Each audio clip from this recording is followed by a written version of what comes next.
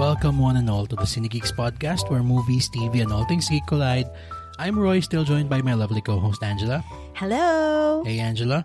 And for today's episode, we will be talking about the following movies. First being Under Parallel Skies, written and directed by Sigrid Andrea Bernardo, starring Win Meta-Win and Janela Salvador. And Challengers, written by Justin Kuritzkis and directed by Luca Guadagnino, starring Zendaya, Mike Feist, and Josh O'Connor. Ooh. Alright, so medyo may variety tayo ngayon. Actually, sobrang daming movies na lumabas this week. Yes. And yes, variety is the right term kasi sobrang talagang iba-iba. Yung genre, we have action, adventure. Yep. Meron tayong romance. Meron ding thriller. May horror. This was a very jam-packed week for movies. Yes. By the way, for the other films that we weren't able to discuss on the podcast, please do watch out for our written reviews going up on our socials and website soon. Yes, all right. That's right.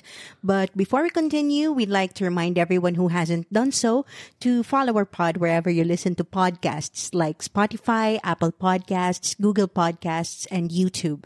Also, set your players to automatically download our new episodes so you don't miss out on our fun Cinegeek conversations. Please don't forget to follow us on Instagram, TikTok, Facebook, Threads, and X, aka Twitter, so you can join in on the Cinegeeks conversation. Also, visit our website, www.cinegeekspod.com, for the latest in movie and TV news and reviews. All right. By the way, just a little bit of a teaser. In the coming weeks, we will be having a very exciting promotion. So that's all I can say at the moment. Yeah. But our first one. Yes, but actually not the first one. Meron tayong naging promotion nun once upon a time pero hindi na tayo binalikan ng nanalo.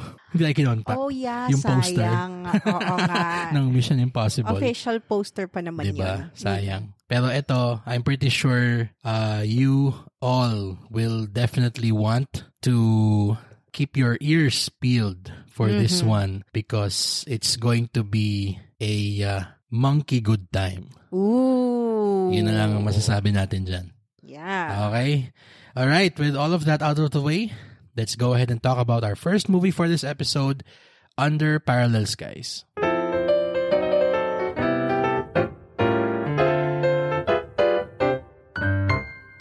A man struggling with a painful past tries to move forward, only to discover that the woman in his present life has an uncanny connection to his past. Okay.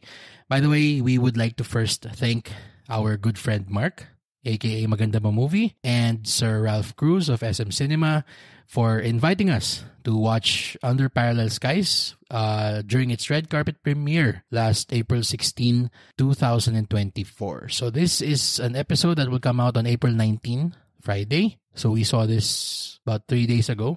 Okay. So, Ange, what did you think of Under Parallel Skies? Under Parallel Skies has a special spot for me because it's set in Hong Kong. Yes. And as many of our friends know, Hong Kong is one of our favorite cities to visit. Yeah. Yes, very much so. I was so giddy to see all my favorite spots in the movie. They really featured Hong Kong well naman. As to the actors, I am impressed because I know Win Meta-Win is a Thai actor and he is from Brightwin fame. Okay. As we can tell, obviously during the red carpet, you know, a lot of his fans were there. Yeah, he has a very present and active fan base here in the Philippines. Oh, yes. So yeah, but this is the first time I've seen Win Meta-Win in anything. So I have no preconceived impressions on him. And from this movie alone, I can honestly say na he carried himself well for somebody who doesn't speak English as a first language. Okay.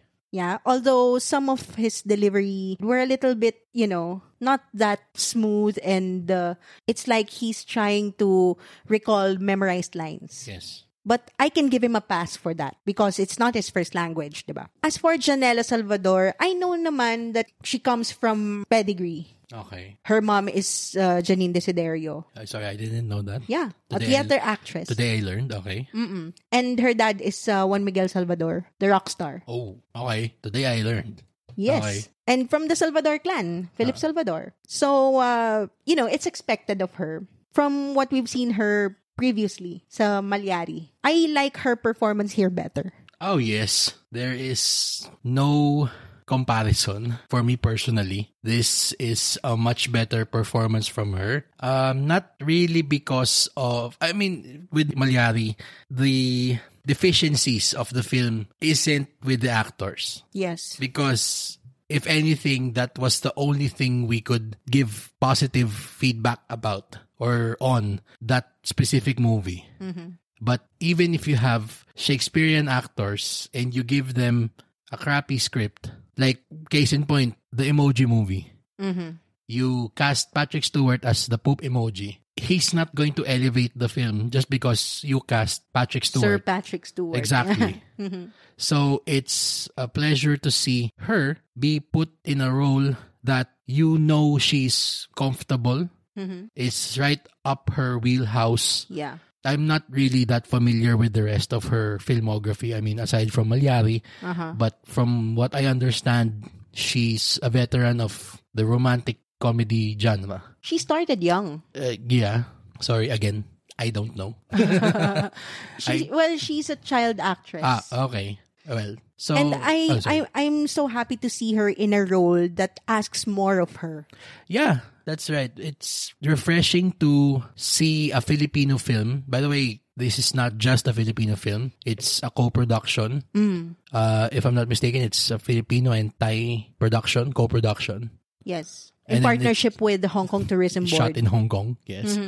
So, there's a sense of maturity that is present in the script. And the script, of course, written by Sigrid Andrea Bernardo, who also directed the film, has already made a bunch of, dare I say, classic cult favorite Filipino films.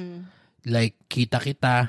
Yeah. Recently, Pushcart Tales. Yeah. Which we unfortunately weren't able to catch because why? Because we were in Hong Kong due to our mini hiatus as well. Yeah. So once you know that your actors are working with quality material, it's really just up to them to step up to the plate in delivering what the material asks of them. And on the acting side, just like what you said earlier, Dwin Metawin as Burit Parin, his name, or Parin for short. He somewhat still shows a bit of, being green in terms of acting dramatically in a language that's not his first language. I can back up what you said earlier with him, showing a bit of, not really discomfort, but a bit of hesitancy. Yeah. Or, his acting isn't showing what you can call like an acting flow. So, Win Metawin as Burit Parin, or Parin for short in the film.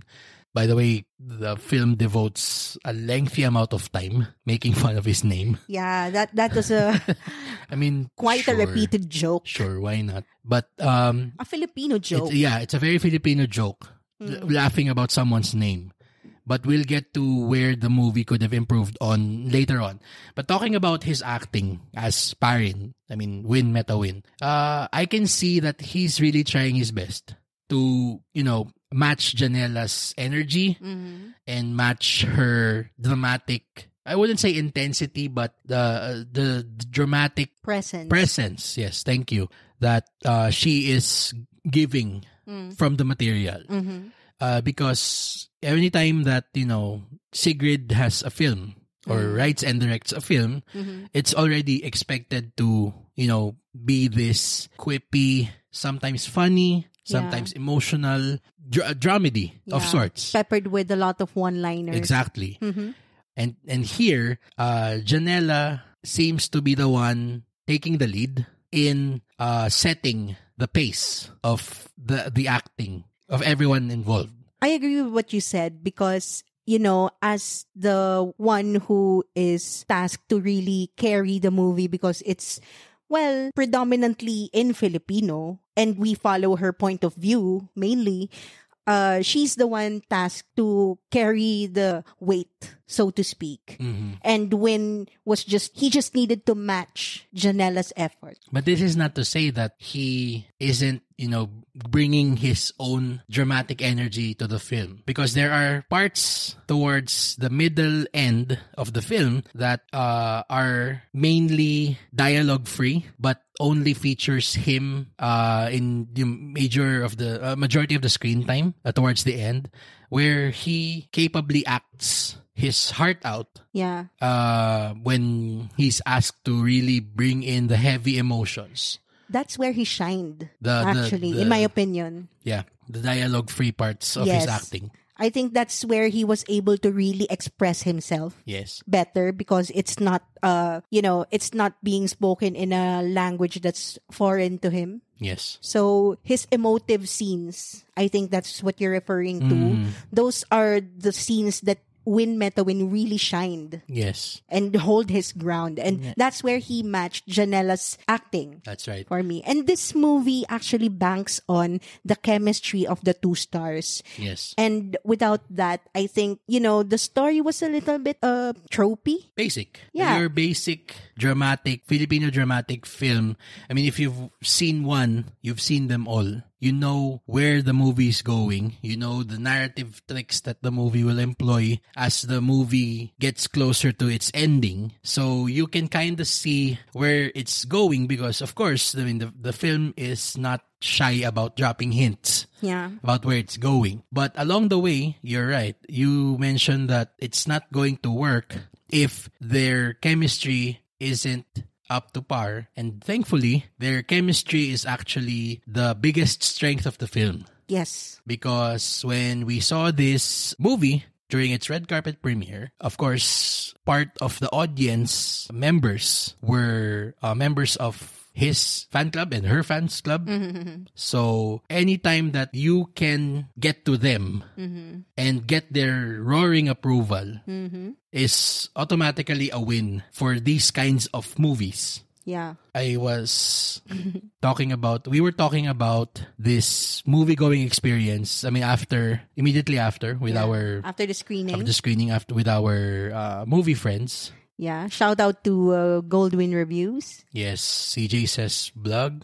Of course, maganda ba movie? By the way, I mentioned to them that, or the experience of watching this, especially the parts where it showed them being sweet to each other, is like watching Avengers Endgame.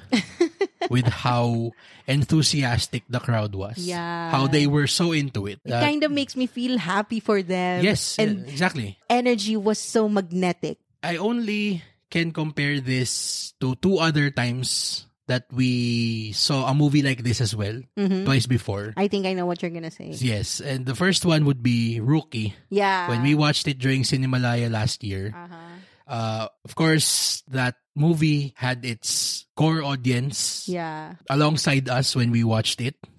And the place was rocking as well. Yeah. Especially during the romantic scenes, the flirtatious moments. Yeah. Yes. And then the other one is When I Met You in Tokyo. So also set in a foreign land. A Filipino love story set in a foreign land. Yes. And there, of course, the fans of both Christopher De Leon and Vilma Santos were having so much fun.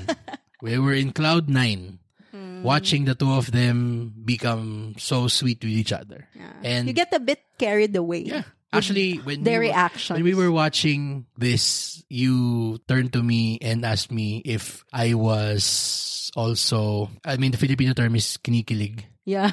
Or giddy. Or guess if I was feeling giddy about the romantic the flirtatious scenes on screen. And I told you that it wasn't because of the scenes, but more about how everyone was having fun or reacting. And the fun that they were having was so infectious. Yes. Yeah, that's the best way I can describe this. If you're a fan of these kinds of movies, this is up there in the upper, I guess, 75 to 80%, 80th percentile of films. So it's on the good side. Yes. Yes. And that's credit to the chemistry of the two stars. Yes. But, story-wise, let's go to the story now and directing and the screenplay. Of course, it doesn't offer anything new. It's not groundbreaking. It's not something we haven't seen before. Yes. Although it follows the formula and it does it well. Yeah.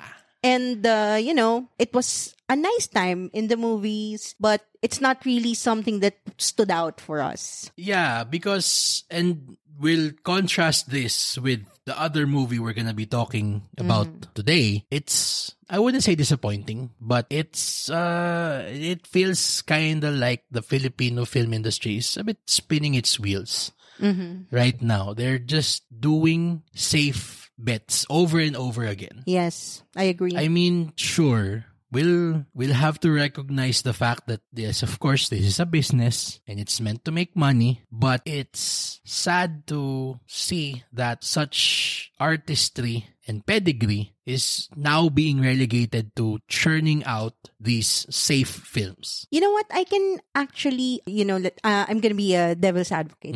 I think it's just, what it comes down to is fan service. Win Meta Win has a lot of fans. Janela Salvador has a lot of fans. Put them together and it's a successful film. It's going to make money. And it gives you good vibes and it's a feel-good movie overall. And yeah, it's not something that you will think about after watching, but it's a serviceable movie. Yeah, I mean, I guess this is the cinephile in me talking. When I say that given its pedigree, I was expecting more. Yes. But we did have fun in it. Yes. I mean, I'm not saying that we didn't have fun watching the movie, but if 50% of the fun you get is derived from the ambience or the movie-going experience itself, then, I mean, the film should pick up its slack in bringing you an experience that you enjoy and not just, rely on being, buoyed by the energy of the crowd watching it. But they're not trying to win an Oscar here. I guess. So this is really for the fans. It's a fan servicey project and at the same time featuring Hong Kong tourism. So everybody wins. Win Meta Win. Well, I mean, sure. It gets a pass from me because it was set in Hong Kong. And we love Hong Kong. I love Hong Kong. By the way, just one more thing to add. One thing that I really didn't like about this film is how quick the ending felt. It was a little abrupt. Yes, it ended very abruptly. Or the alluded conclusion, although we were set up for it from the beginning, it just happened. Yeah. And then it ended. So... And also the tonal whiplash. We were just giddy a few moments ago and then it just suddenly becomes serious. Yeah, that's true. So for Under Parallel Skies... Yes. I mean, we'll give positives to the chemistry. And the acting. And of course, the setting. Although we would have loved a bit more depth. And a fully formed conclusion. If not rushed. Not a rushed conclusion. So for Under Parallel Skies, we will be giving it a solid B+. Yeah. Yes. Okay. So let's now move on to the next film. In this episode, I will be reviewing Challengers.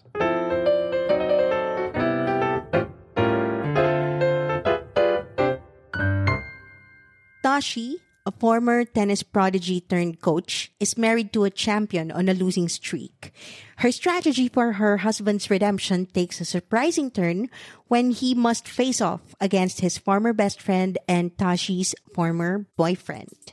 So, Roy, what did you think of Challengers?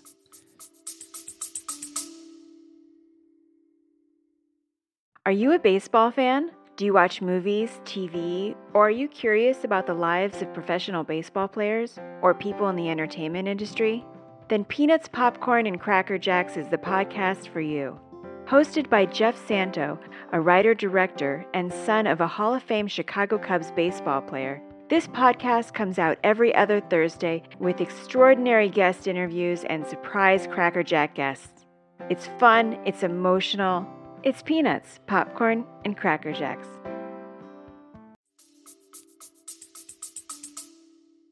Okay, yung unang pumasok sa isip ko after we saw this film centered around how everyone reacted dun sa ending niya. Okay? Sobrang grabe yung intense high note na natapos yung sine.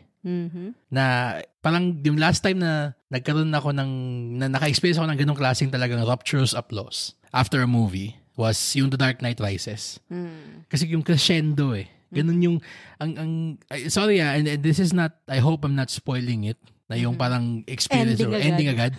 Pero kasi doon mo masusukat kung panalo ba yung sine o hindi. Kung na-stick niya yung landing And dito pa lang sasabihin ko na na-stick niya yung landing talaga. Yeah, it's an understatement. Yes, sticking the landing is an understatement. Pero the film that precedes this epic landing was also all sorts of epic as well. As in, talagang yung setup pa lang niya, yung framing device ng kwento. And the sound. Oh my God, the sound is... oh my God, the sound. The use of sound in this movie. Nagmamarinate yung tenga natin sa scene na to. Tsaka yung score. I mean, Atticus Ross and Trent Reznor, Diyos ko Mariosep, they've made some of the most iconic scores. Recent film history, like yung The Social Network. Ooh. Kaya, I mean, yung nakakatawa na makita mong, okay, galing sila doon sa Nine Inch Nails. I mean, if you're familiar with that band, they're a metal band. Well, they are musicians though. Pero yun na nga Grabe yung paggawa nila ng... Ang naisip ko sa kanila na parang ganun yung yung parang siyang si Junkie XL, si Tom Holkenberg. Yung gumawa ng score ng Mad Max Fury Road. Oo nga. Yun naman, si Junkie XL naman, DJ naman siya. Yeah. Pero yung ganun din na intuitive sila because they are musicians. They know how to make the audiences feel. Yes. Yun, thank you. That's exactly one of the biggest strengths of this film's score. Is sa simula, ma-off-put ka kung gaano siya ka seemingly random. Yeah. Yung parang score niya. Kasi yung score niya, parang club synth na talagang EDM. Parang EDM, oo.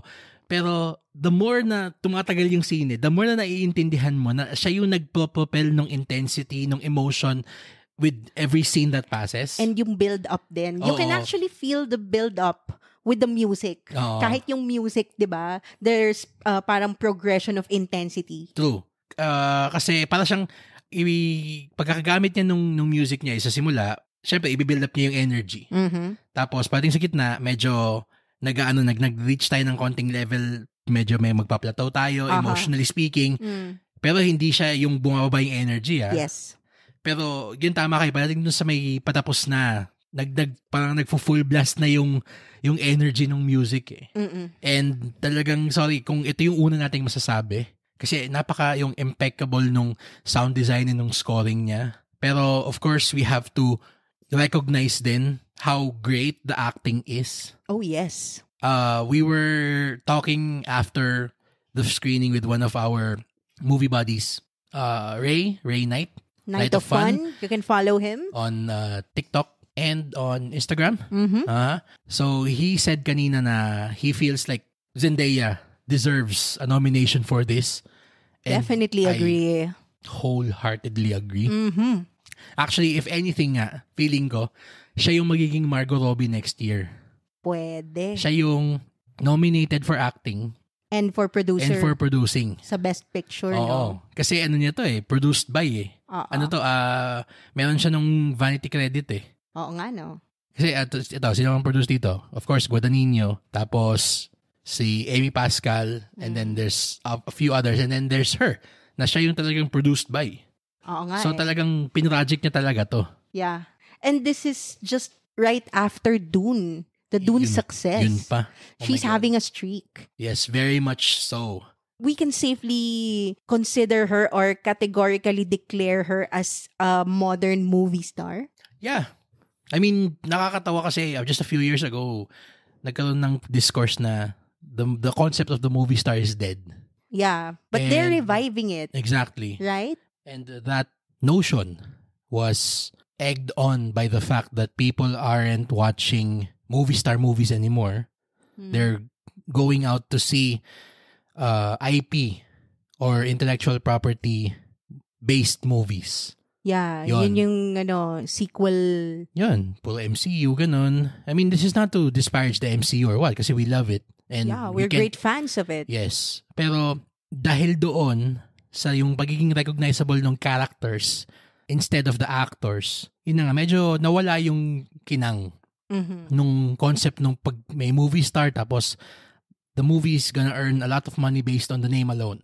True. Pero eto, would you agree with me if I said na there are a new generation or there's a crop of new generation movie stars coming out recently, like Timothée Chalamet, Ryan Gosling, sasabihin ko sana yun. Zendaya, yun. People are going out to see movies because they star in it.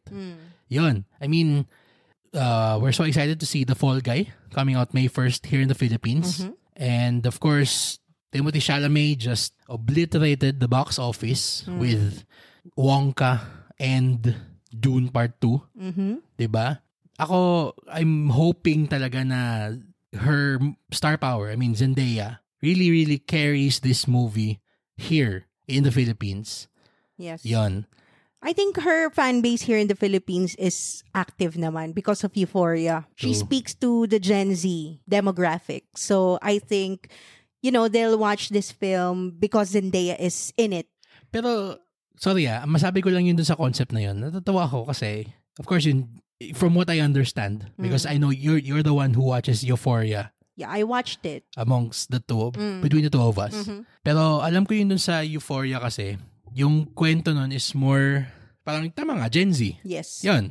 Pero dito kasi sa... Well, I couldn't personally relate because it's Of course. Oo. It's kids and how they are these days. Yes. Yun. Pero yung sa challengers dito, medyo, I'm going to be interested to see how her fan base reacts to seeing na she portrays essentially someone much older than them.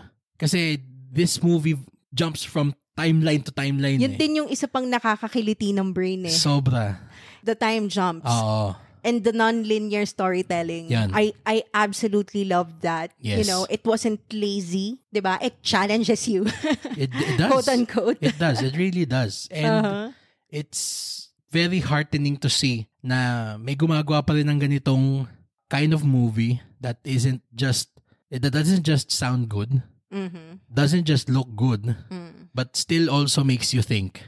Yes. It's sad na that kind of movie has become a rarity in recent time. Pero with Dune, yung ganon, ano pa ba yung mga ibang parang naging... Poor Things. Oppenheimer. Yun, Oppenheimer, ganyan. The big Oscar winners. Barbie. Oh. Yun, it's very heartening to see na the movies for adults is making a resurgence. Yes. Another special mention would be Civil War. Yun, ayun nga pala. And Late Night with the Devil. Yeah. Yun, yung mga ganong movies na talagang really challenges you both viscerally and intellectually. True. Oo. And of course, props to the writing of the film by Justin, I hope I'm gonna pronounce this right. Justin Kuritzkis. Yan. Nung gumagawa ako nung outline natin kanina, nakita ko na playwright siya. So, nung nakita ko, okay. So, kaya pala yung flow ng dialogue nila, it feels like a tennis match. Yon. Pagdating sa mga dialogue exchange yung nila, no? nila. Grabe. Sobrang wow. And I also remember another movie friend of ours, shout out to Andrew of Smash That Screen, who mentioned that it reminds him of Itu Mama Tambien. Oo. Oh, yes. Yung classic na coming-of-age tale from Alfonso Cuarón. And may sinabi kanina na parang, parang Cruel Intentions. Yes. Yon. Na nakakatuwang makakita ng isang filmmaker and writer. Playwright at that. Na gagamit siya nung essentially the erotic thriller playbook. Yun kasi sobrang na niyang nawala altogether in recent times. Kasi syempre, ang naging focus na ng Hollywood is make the movies that make money. Superhero movies, IP movies, sequels, ganyan. Again, nothing wrong with them because we also appreciate them. Yeah, but we're tired of it, diba? Pero once in a while naman, bigyan niyo naman kami ng something original. Yung original, yung tipong gagana yung utak namin. Yung ganon. Something that will surprise us for a change, no? And yun na nga, may Dune earlier this year. Now Challengers. And I'm pretty sure na this is going to be a contender come award season. Actually, nakakatawa nga kasi, di ba usually kapag award season, nagsisimula yung buzz niyan mga July, August, ganon. Summer. Hindi man summer, yung mga Cannes, Venice, ganon. Pag mga festivals yan, lalabas na yan, May, ganon. Pero, ang aga na nagsimula, like March, late February pa lang. Dune. Tapos, we have Civil War. Late Night with the Devil. Ako yung Late Night with the Devil, ano ko yun na frontrunner sa screenwriting ngayon pa lang. Or not yung frontrunner, pero one in contention. Yes. Sorry, yan, yun. Tapos idagdag mo pa tong Challengers na sa lahat ng aspect, meron siyang laban. We haven't even talked about the fantastic cinematography yes, of this film. And the visual effects. Yes, credited, the cinematography credited to Sayombu Mukdiprom. Okay, I hope I pronounced that right. And the editing then. Yes, the editing by Marco Costa. Not giving anything away, pero there's a fantastic sequence towards the end of the film that feels straight out of an anime. Talaga. Sobra. As in. Kaya din, I think I said that right after screening. Sabi ko sa'yo, shit, yung lalo na when they cut to a flashback or parang they cut to something that informs their frame of mind and emotional state. Yun, alam mo, ito nga. Ito, sige, take this how you will Pero, itong buong scene na to, pa siyang isang feature-length na slam dunk. Para siyang ganun na yung tipong... Or Haikyuu, you can also compare. Na parang bawat isang galaw nila doon sa court, biglang merong 20-minute flashback na biglang mag-explain kung bakit ganun yung ginawa niya. Yung mga ganun. That was so... Napaka-anime. Kinilig ako doon. Tapos yun sa dulo na yung talagang nag-ramp up na yung intensity and emotion. Literal na climax. Oo. Akala ko nga parang magiging, alam mo yung bigla mag-cut, mag-freeze frame, tapos lalabas yung yung Japanese na to be continued sa gilid. Yun talaga yung edge of your seat na last 5 minutes. Yun talaga. Super. Merong isang sequence dito na, and again, this is about, tennis. May isang super fantastic sequence dito na the camera perspective becomes the tennis ball. Ang galing nga kasi parang they were able to do or execute all possible vantage points in a tennis match. So, I'll never look at tennis matches the same way ever again. Oo nga, no? Parang bigla naging sobrang intense bigla manood ng tennis ngayon. Oo, parang ano kayang nangyayari sa ano? Bakit kaya ganun siya gumalaw? Bakit ganun yung tingin niya dun sa kalaban niya? Oo. Bakit siya tumingin sa coach niya ng ganun? Oo. Bakit nilagay dun sa... Nasaan yung backstory nito? bakit nilagay dun sa part ng racket niya yung bola niya? Oo nga, bakit kaya tumitingin siyang ganun dun sa isa sa mga audience? Sino kaya yun? Yung ganun Tapos, I mean, siguro mag-fall apart yung scene kung yung pag-jump niya back and forth doon sa titular challengers match. And the film itself might have fallen apart if the story, yung mga backstories na lumalabas every so often nag-jump siya from the titular challengers match. Papunta dun sa backstories nila, the story that binds them together, silang tatlo, was weak. Or parang sobrang parang lang, drop in intensity, gano'n. Oo, drop in intensity. Pero yun, makakasira dun sa momentum. Sa flow. Pero ang nakakatuwa nga kasi, parang kung gaano ka-intense yung tennis match, ganon din ka-intense yung binabalikan nating backstories. And it adds layers. Kaya nga mas maganda nga yung pagkaka-frame nung narrative eh. True. Kasi every moment in that pivotal tennis match, sobrang dami niyang layers. And it was easy to follow, by the way. Yes. Yung jumping timelines niya was specifically, may defined. Yung yung it might seem na random siya kasi biglang 13 years ago. Yeah. Tapos biglang last week. Tapos biglang 12 years ago. Tapos biglang last night. Yung mga ganon. So, masterful direction talaga. And writing. Oo, talaga. And everything, tama kasi sabi mo kanina na is very intentional. Right down to these little details na akala mo parang throwaway lang or parang an in-joke between characters. Pero may isang moment doon sa bandang dulo, nung biglang bumalik yun na parang oh, shit. Yeah. Yun na yun.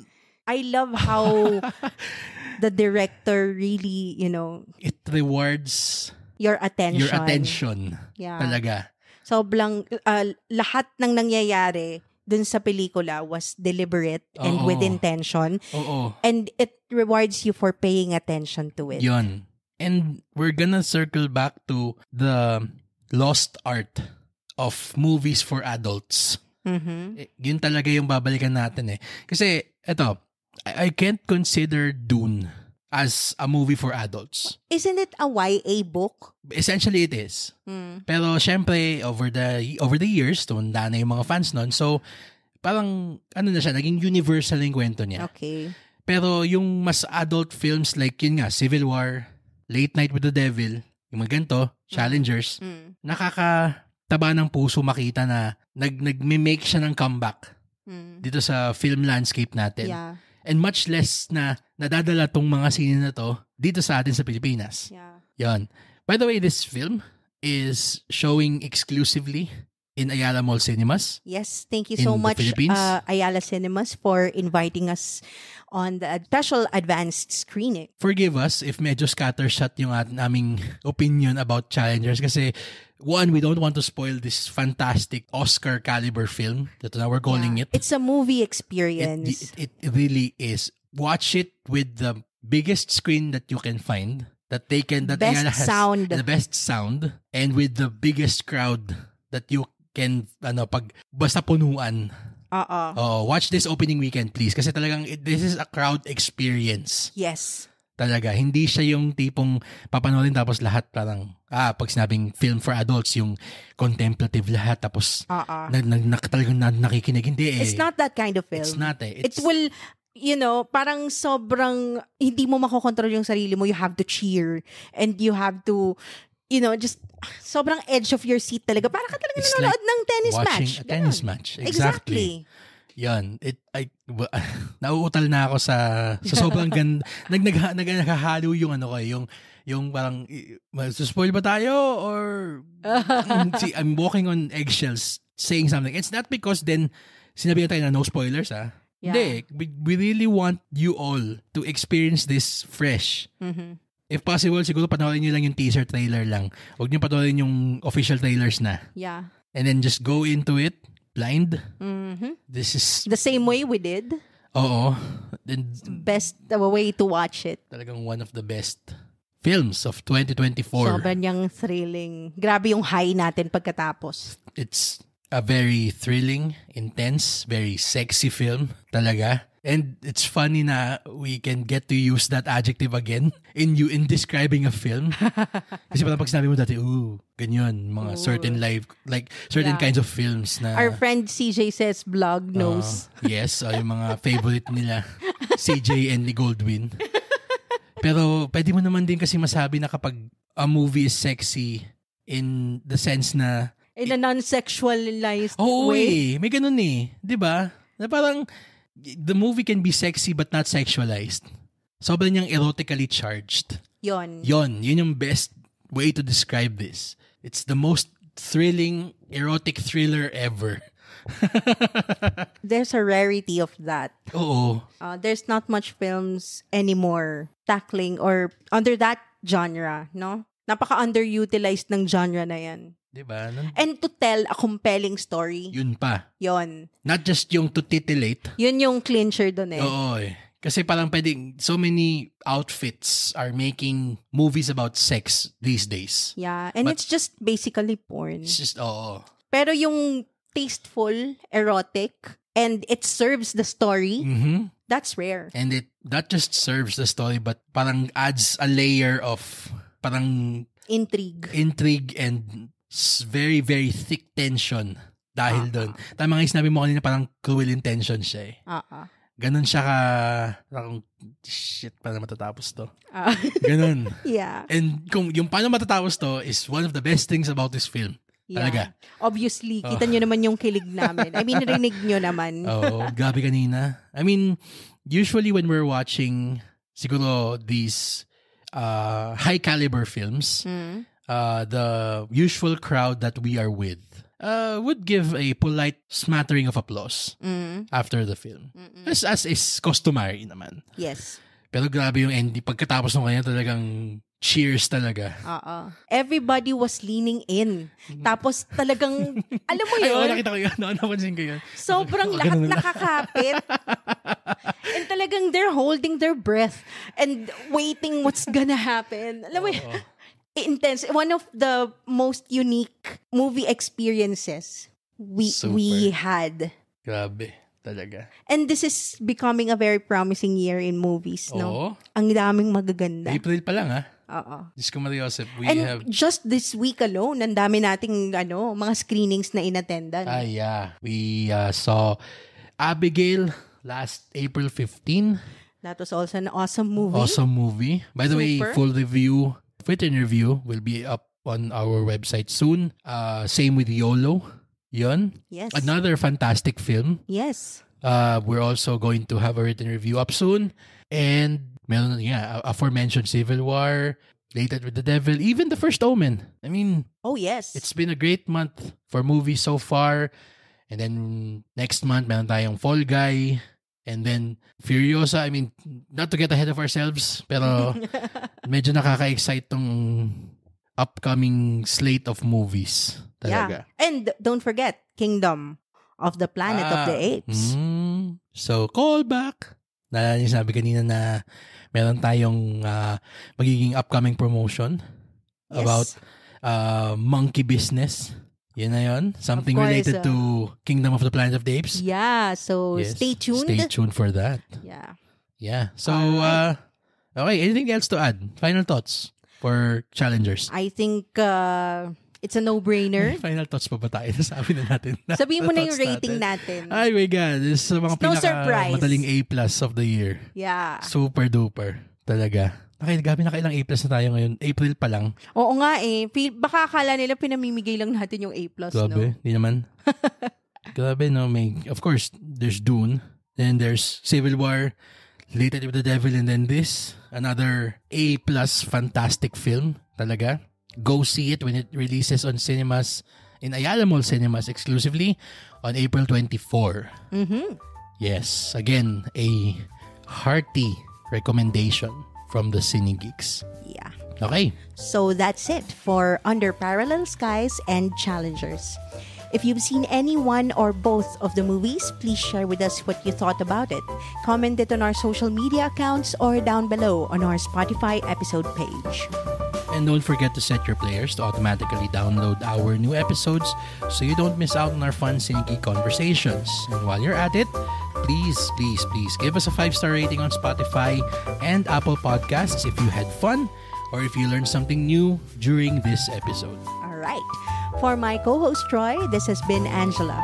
Thank you for listening to the Cine Geeks podcast, where movies, TV, and all things geek collide.